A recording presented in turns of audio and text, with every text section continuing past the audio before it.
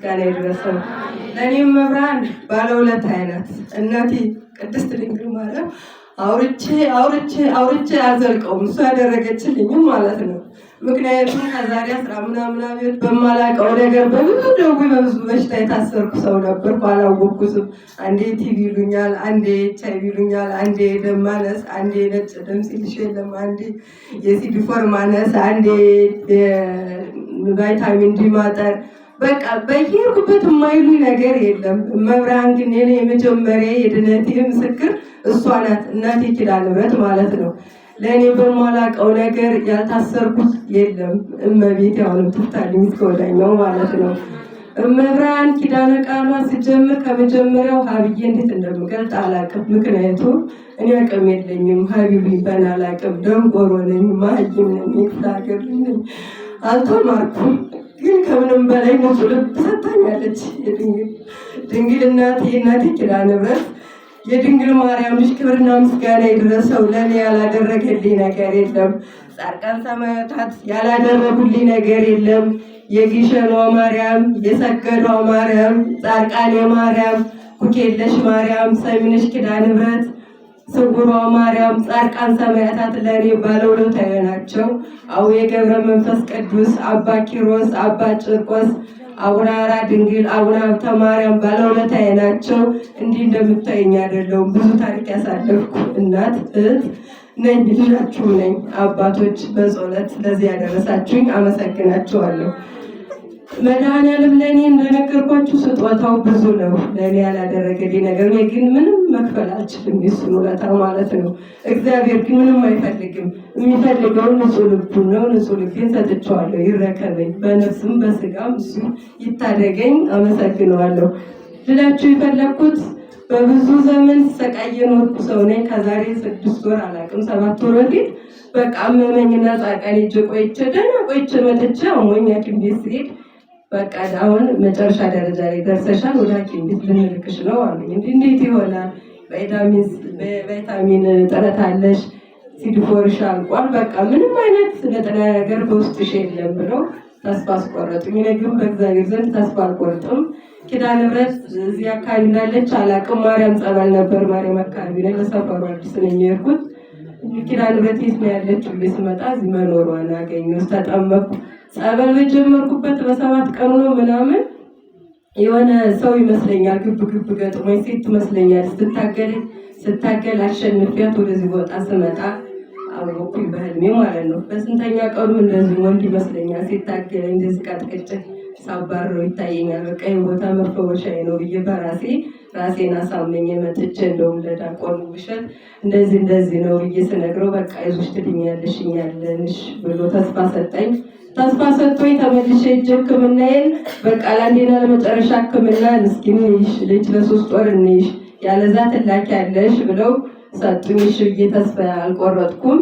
በ3ኛው ወር ስሄድ አሁን ላይ ምንም የለም፣ በጥሩ ደረጃ ላይ ነው ያለሽው፣ ምን አድርገሽ ነው አሉ። ክብርና ምስጋና ለቅዱስ ሚካኤል፣ ለቅዱስ ገብርኤል፣ ለጻድቃን ሰማዕታት፣ ለድንግል ማርያም ይድረሳቸው። አመሰግናለሁ።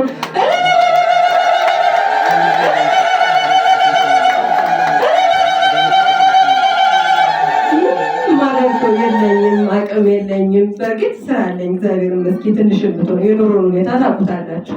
ለእኔ ለእግዚአብሔር በቃ ባደርግለት ቢኖረኝ ምን ብዬ ልንገራችሁ፣ ግን ከአቅሜ በላይ ስለሆነ ብዙም አላረኩለትም። ነገር ግን እግዚአብሔር ሆይ ቁሜ እንድመሰክር አንተ ፍቀድልኝ ነበር የምለው። ፈቅዶልኛል፣ እግዚአብሔር ይመስገን።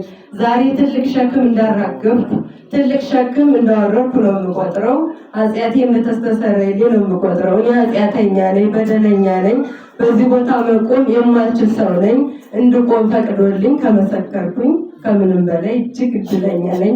አመሰግናለሁ። በጎደለ እግዚአብሔር ይሙላበት። እኔን እንደሰማ እግዚአብሔር እናንተንም ይስማ፣ ፍጻሜው ይመርልሽ በሉኝ።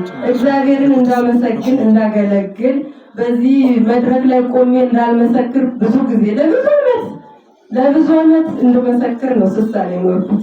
እባክህ እግዚአብሔር ፍቀድልኝ፣ በቃ አንተን የማስደስተን ነገር እንድሰራ ፍቀድልኝ ነው የምለው። አንድ ልጅ አለኝ። አሁን እሱ ቤተክርስቲያን አገልጋይ ነበርና አንድ 2 ናቸው ልጆች፣ እግዚአብሔር ይመስገን።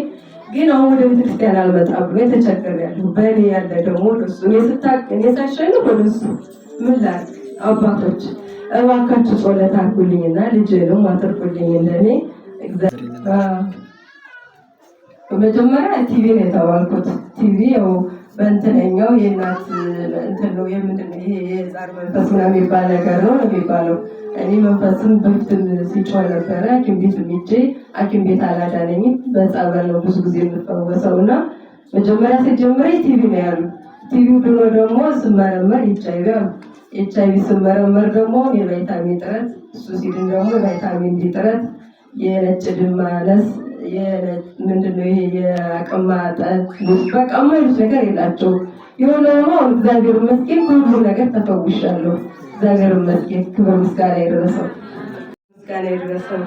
ለእኔም መብራን ባለውለታ አይነት እናቴ ቅድስት ድንግል ማርያም አውርቼ አዘልቀውም እሷ ያደረገችልኝም ማለት ነው። ምክንያቱም ከዛሬ 10 ምናምን ዓመት በማላውቀው ነገር በብዙ ደዌ በብዙ በሽታ የታሰርኩ ሰው ነበርኩ። አላወቅኩትም። አንዴ ቲቪ ይሉኛል፣ አንዴ ኤች አይ ቪ ይሉኛል፣ አንዴ ደም ማነስ፣ አንዴ ነጭ ደም ሴልሽ የለም፣ አንዴ የሲዲ4 ማነስ፣ አንዴ ቫይታሚን ዲ ማጠር። በቃ በየሄድኩበት የማይሉኝ ነገር የለም። መብርሃን ግን የኔ የመጀመሪያ የድነቴ ምስክር እሷ ናት። እናቴ ኪዳነ ምሕረት ማለት ነው። ለእኔ በማላውቀው ነገር ያልታሰርኩት የለም። እመቤት ያሁንም ትፍታልኝ እስከ ወዲያኛው ማለት ነው። መብርሃን ኪዳነ ቃሏ ስጀምር ከመጀመሪያው ሀብዬ እንዴት እንደምገልጥ አላውቅም። ምክንያቱም እኔ አቅም የለኝም። ሀቢብ ይባል አላውቅም። ደንቆሮ ነኝ፣ መሀይም ነኝ፣ ክፍለ ሀገር ነኝ፣ አልተማርኩም። ግን ከምንም በላይ ንጹሕ ልብ ሰጥታኛለች ድንግል እናቴ ኪዳነ ምሕረት። የድንግል ማርያም ልጅ ክብርና ምስጋና ይድረሰው። ለእኔ ያላደረገልኝ ነገር የለም። ጻድቃን ሰማዕታት ያላደረጉልኝ ነገር የለም። የግሸኗ ማርያም፣ የሰገዷ ማርያም፣ ጻድቃኔ ማርያም፣ ኩክየለሽ ማርያም፣ ሰሚነሽ ኪዳነ ምሕረት፣ ስውሯ ማርያም፣ ጻድቃን ሰማዕታት ለእኔ ባለውለታዬ ናቸው። አቡነ ገብረ መንፈስ ቅዱስ፣ አባ ኪሮስ፣ አባ ጭርቆስ፣ አቡነ አራ ድንግል፣ አቡነ ሀብተ ማርያም ባለውለታዬ ናቸው። እንዲህ እንደምታየኝ አይደለሁም። ብዙ ታሪክ ያሳለፍኩ እናት እህት ነኝ፣ ልጃችሁ ነኝ። አባቶች በጸሎት ለዚህ ያደረሳችሁኝ አመሰግናችኋለሁ።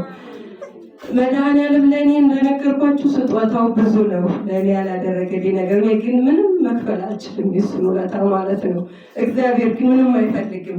የሚፈልገው ንጹሕ ልቡን ነው። ንጹሕ ልቤን ሰጥቼዋለሁ። ይረከበኝ፣ በነፍስም በስጋም እሱ ይታደገኝ። አመሰግነዋለሁ። ልላችሁ የፈለግኩት በብዙ ዘመን ሰቃይ የኖርኩ ሰው ነኝ። ከዛሬ 6 ወር አላውቅም 7 ወር በፊት በቃ አመመኝና ጻድቃኔ ሄጄ ቆይቼ ደህና ቆይቼ መጥቼ አሞኝ ሐኪም ቤት ስሄድ በቃ አሁን መጨረሻ ደረጃ ላይ ደርሰሻል፣ ወደ ሐኪም ቤት ልንልክሽ ነው አሉኝ። እንዴት ይሆናል? ቫይታሚን እጥረት አለሽ፣ ሲዲ4ሽ አልቋል፣ በቃ ምንም አይነት ንጥረ ነገር በውስጥሽ የለም ብለው ተስፋ አስቆረጡኝ። እኔ ግን በእግዚአብሔር ዘንድ ተስፋ አልቆርጥም። ኪዳነ ምሕረት እዚህ አካባቢ እንዳለች አላውቅም። ማርያም ጸበል ነበር፣ ማርያም አካባቢ ላይ ለሰፈሩ አዲስ ነኝ የሄድኩት። ኪዳነ ምሕረት የት ነው ያለችው ብዬ ስመጣ እዚህ መኖሯን አገኘሁ። ተጠመቅኩ። ጸበል በጀመርኩበት በ7 ቀኑ ነው ምናምን የሆነ ሰው ይመስለኛል ግብ ገጥሞኝ፣ ሴት ትመስለኛል ስታገል አሸንፊያት ወደዚህ ቦታ ስመጣ አወኩኝ በህልሜ ማለት ነው። በስንተኛ ቀኑ እንደዚህ ወንድ ይመስለኛል ሲታገለኝ እንደዚህ ቀጥቅጭ ሳባረው ይታየኛል። በቃ የቦታ መፈወሻዬ ነው ብዬ ራሴን አሳመኝ መጥቼ እንደውም ለዳቆኑ ውሸት እንደዚህ ነው ብዬ ስነግረው በቃ ይዞሽ ትድኛለሽ እኛለንሽ ብሎ ተስፋ ሰጠኝ። ተስፋ ሰጥቶኝ ተመልሼ ሄጄ ሕክምናዬን በቃ ለአንዴና ለመጨረሻ ሕክምና እስኪ እንይሽ ልጅ ለ3 ወር እንይሽ ያለዛ ትላኪያለሽ ብለው ሰጡኝ። እሺ ብዬ ተስፋ አልቆረጥኩም። በ3ኛው ወር ስሄድ አሁን ላይ ምንም የለም፣ በጥሩ ደረጃ ላይ ነው ያለሽው፣ ምን አድርገሽ ነው አሉ። ክብርና ምስጋና ለቅዱስ ሚካኤል፣ ለቅዱስ ገብርኤል፣ ለጻድቃን ሰማዕታት፣ ለድንግል ማርያም ይድረሳቸው። አመሰግናለሁ።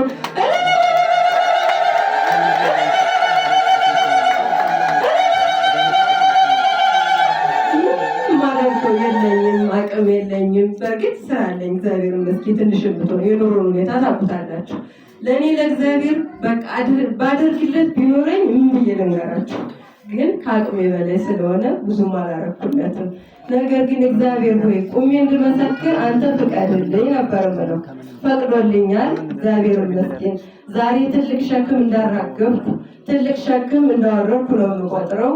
ኃጢአቴ እንደተስተሰረየልኝ ነው የምቆጥረው። እኔ ኃጢአተኛ ነኝ፣ በደለኛ ነኝ።